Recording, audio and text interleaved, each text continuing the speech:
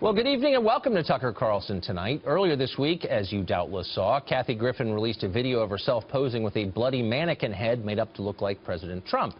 Well, as comedy, it failed completely. Nobody thought it was funny. As performance art, it was lame, least creative stunt of the week by far. As a political statement, it didn't even make any sense, but it did have the effect of briefly making Griffin famous again, and of course that was likely the whole point. Today, Griffin elbowed her way back into the news cycle, holding a press conference with celebrity misery chaser Lisa Bloom. Here's part of what she said. Image that I participated in, that apology absolutely stands. I feel horrible. I have performed in war zones. The idea that this, made people think of this tragedy, to have been touched by this tragedy, is horrifying and it's horrible. Trust me, if I could redo the whole thing, I would have had a blow-up doll and no ketchup. I'm going to make fun of the president. And you know what? I'm going to make fun of him more now. More. I'm not afraid of Donald Trump. He's a bully.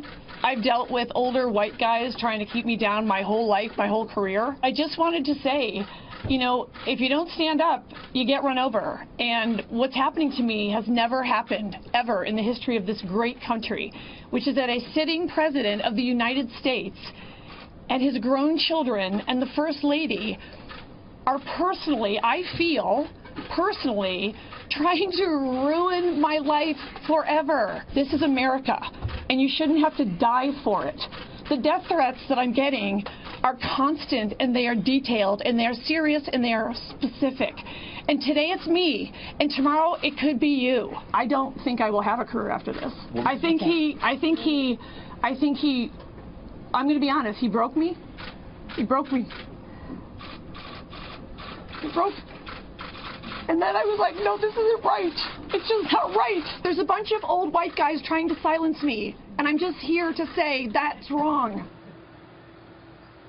It's just unbelievable. I mean, where to begin? Kathy Griffin isn't particularly talented or amusing, so in a way she does have a point. It's a little disproportionate for all of us to heap so much attention on someone who probably shouldn't be famous in the first place.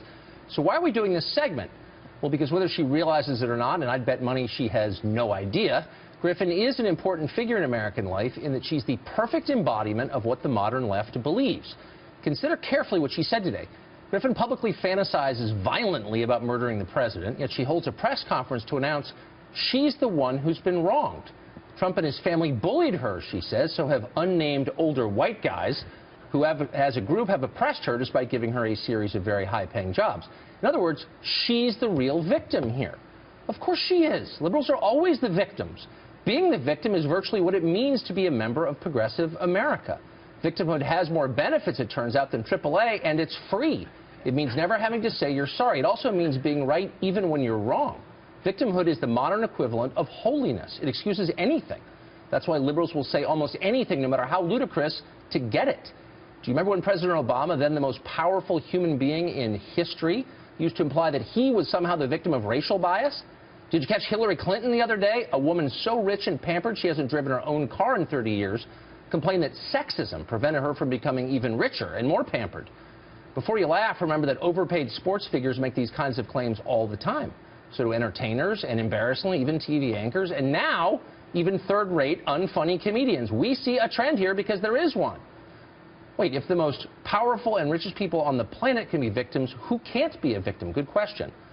The most remarkable thing about victimhood is that it allows the alleged victims to commit the very offenses they are complaining about. They'll punch you in the face and accuse you of assault, or more specifically, smash you in the head with a bike lock, and then complain you're making them feel unsafe. They'll crush a Bible club at a school they've never even been to, then tell you that other people's beliefs oppress them. They'll take over a college campus, forcing spineless administrators to enact every one of their demands, and then claim to be powerless victims of a climate of racism. In the name of pluralism, they'll conduct nationwide witch hunts for Christian-owned small businesses, trying to shut them down if they don't violate their own faith. They'll throw illiterate refugees into cash-strapped public schools and call you a bigot for questioning it, all while they flee to $50,000 a year private schools for their own kids. Then, of course, they'll fly private even as they berate you for destroying the world with your SUV. It used to be that the point of running a country was to make things better for the people who lived there. That has changed. Now the goal, and it's almost explicit, it was to achieve moral superiority over the population, often while making their lives worse. It's quite a trick, and victimhood makes it possible.